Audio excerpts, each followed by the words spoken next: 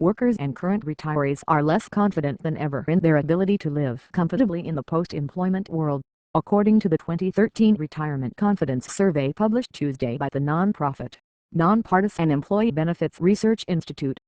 But the survey also shows that the retirement blues may be due not only to the Great Recession's aftermath, but also to a widespread lack of planning and unrealistic guesswork by individuals about how much they need to save.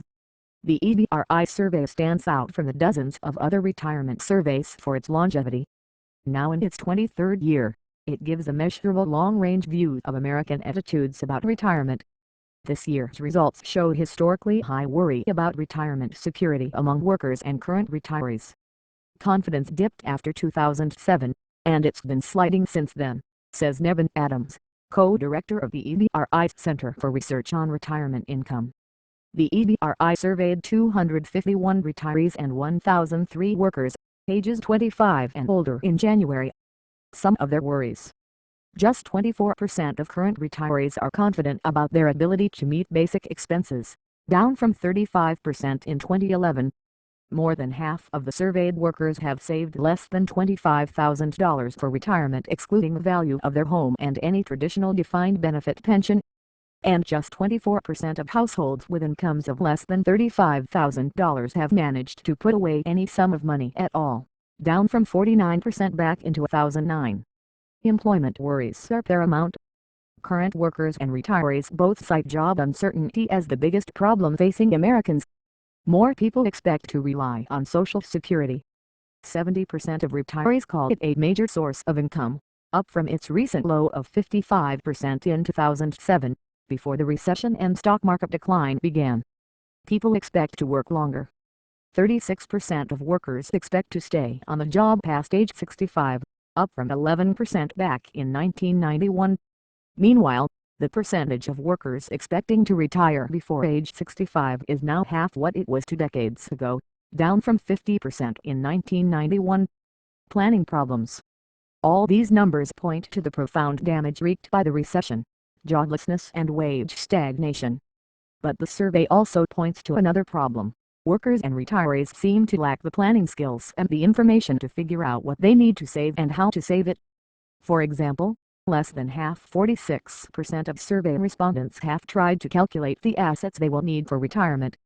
The numbers are only slightly better among workers closer to retirement. As a result, savings goals often are unrealistically high. 1/5 of workers say they need to save between 20% and 29% of their income each year, and 23% indicate they need to save 30% or more.